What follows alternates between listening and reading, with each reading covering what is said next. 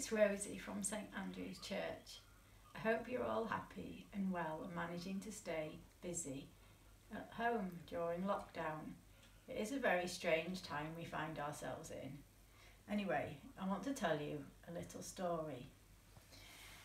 And for my story, I'm just going to pop on my walking boots. I do like a good walk. And I've even got my walking pole here. I'm probably not going to walk anywhere. I might do afterwards. So, here we are. I'm all ready to set off. And I've got my map here. I might look at that later. So, our story begins after Easter, and it's called On the Road to Emmaus.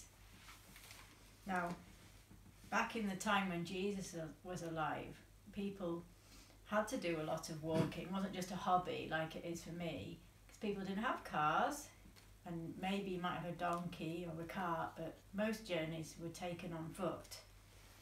So, on the road to Emmaus. Now, I printed out a little map, and you won't be able to see it very well, but Emmaus is a small town just outside Jerusalem, and it's about 7 or 8 miles away. So, quite a long walk, probably take about 4 or 5 hours.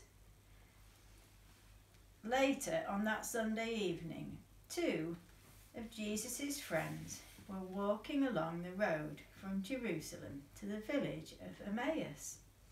As they walked, they talked about Jesus.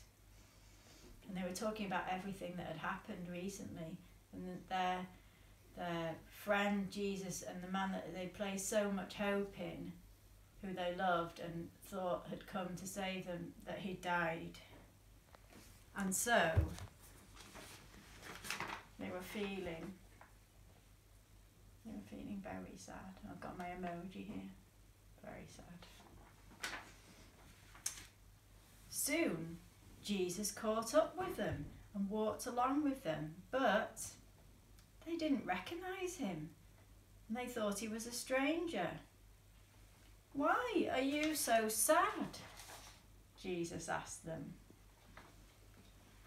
And they said to him, "Are you the only stranger in all of Jerusalem who doesn't know what has happened here over the last few days?" asked one of them, whose name was Cleopas. "Why? What has happened?" asked the stranger, who was actually Jesus, but they hadn't recognised him. "We are talking about Jesus of Nazareth," said the man. "He was a great teacher. We believed he was sent by God to save our people, but the chief priests and our Roman rulers said he broke the laws and must die. They nailed him to a cross last Friday, and now he is dead. When some women went to the tomb today, they found that his body had gone. They said angels told them that Jesus is alive." So then, the stranger, who was Jesus, started talking to them, and he started to explain everything. And those walking, the 2 people walking on the way to Emmaus, they started to listen carefully to the stranger. The stranger told them that the prophets had said all this would happen. He explained it carefully.